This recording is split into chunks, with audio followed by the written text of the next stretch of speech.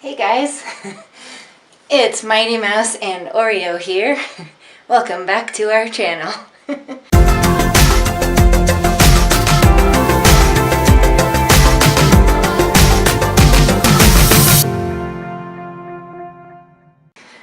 Welcome back guys. How have you all been? Things have been going really well since last I talked to you guys, and I just want to jump right into today's topic, and that is signs that you may be overtraining in the gym and with your workouts. So you've been going along with a workout program and you're super motivated and things are going really well, and that's usually how it starts for a lot of us, right? All we're thinking about is our goals to get in shape, lose weight, be faster, be stronger, whatever the case. And then you eventually hit a plateau. So you tell yourself, okay, now that means I got to push harder. So maybe you increase the amount of time. So maybe you've been doing like a 45-minute workout and now you start working out for an hour or an hour and a half. Or you've been working out for 5 days and now you go 6 days. Or maybe you're working out every single day of the week. Or maybe you go extreme like I did and you work out for something like 3 or 4 hours a day, 6 or 7 days a week. And you think this is what's going to get me results.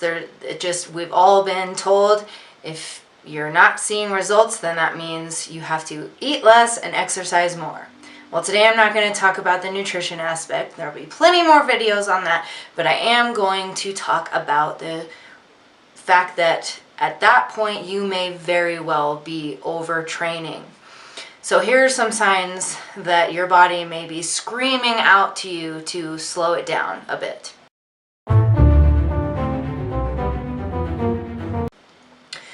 You are fatigued all the time, and not just a basic like tired at the end of the day, but you are just dog tired. Like you want to take a nap several times in the day. You can't get through your day without needing an energy drink or another cup of coffee.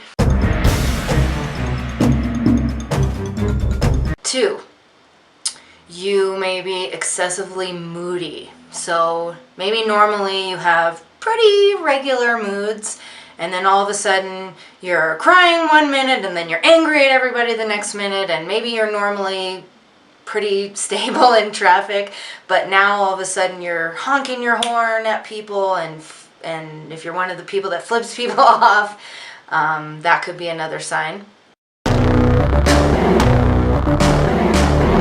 Number 3, you are hungry all the time and more than usual.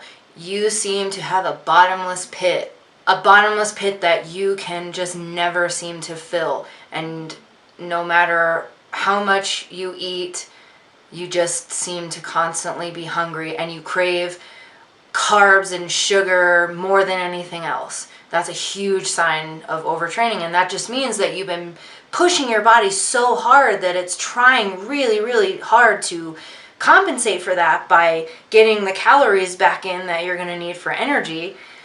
And you may find that you end up just binge eating like crazy, and for that reason, because you're doing too much and your body is literally screaming out to you on the inside, please, more energy, more fuel, we can't take this anymore.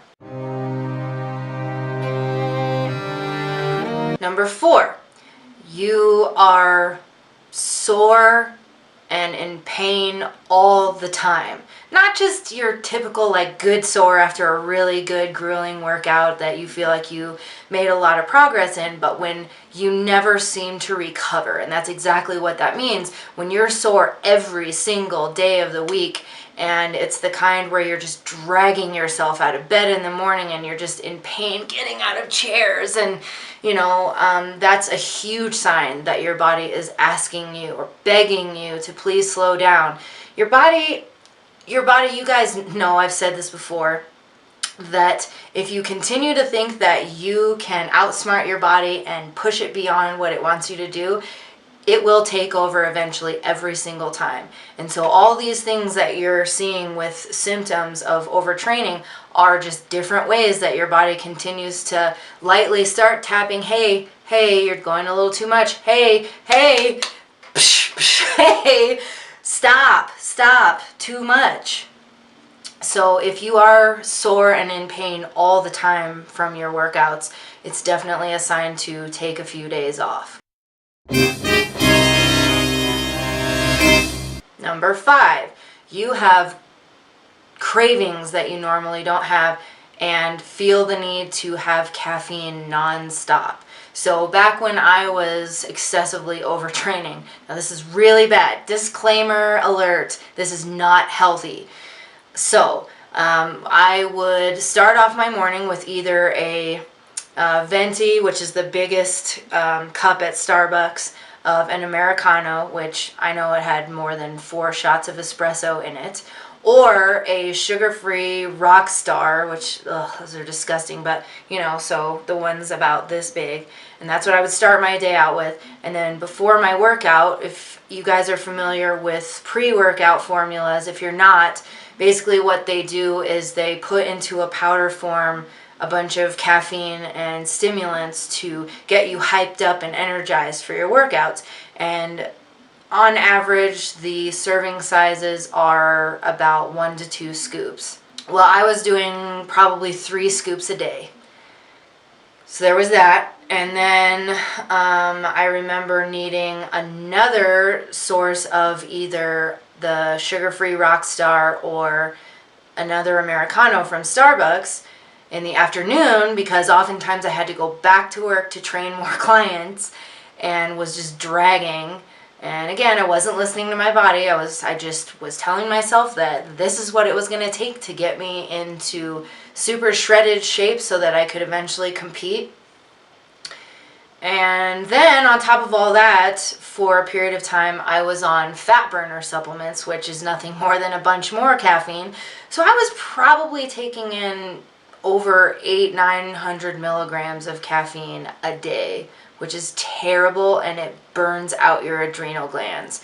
And when that happens, it causes a whole host of other health problems, and that is kind of last straw. Your body's saying, all right, we're shutting down now. So definitely, if you're feeling like you're craving caffeine, if you cannot stop craving sugar and excessive carbs, I'm not saying carbs are bad. You guys know I believe in a balanced way of eating, but if you just carbs and sugar, that's the quickest source of energy for your body. So that's the first thing it's going to start craving when you're overtraining. Even if you are fat adapted, like a lot of us in the ketogenic bulletproof community. Number 6, you have interrupted sleep patterns. So maybe you're waking up 2, 3, 4 times a night because your whole energy and sleep schedule is thrown off because you just can't recover, because your body's so depleted, so sore, so tired that it actually can disrupt your circadian rhythm.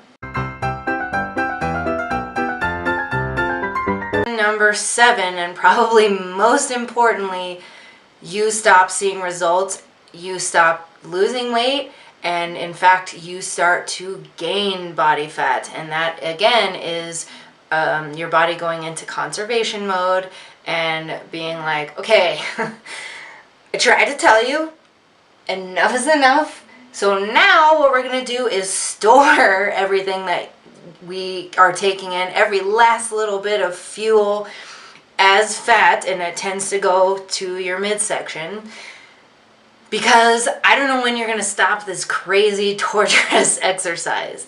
And I know I always go back to primal times, but you just have to think of it like back then, if we were running from tigers all day long, or even if so even for 3-4 hours a day, if you're doing crazy amounts of exercise nonstop without recovery, your body would break down, because we weren't built to extended periods of stress like that. It was meant to be short duration to accomplish a goal, and then you rest, and then you do it again, and then you rest. And if you were sick or had a broken leg, you went back to the cave to recover so that you could come back out and be able to benefit everyone else.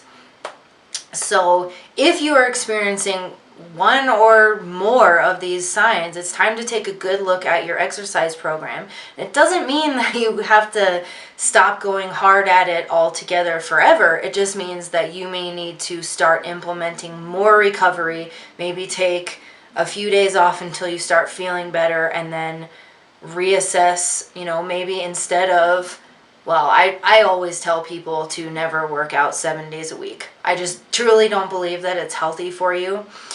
So I would say 5 at the most, unless you are an athlete, like a competitive athlete of some sort. You need at least 1 day of rest, but it's different for everybody.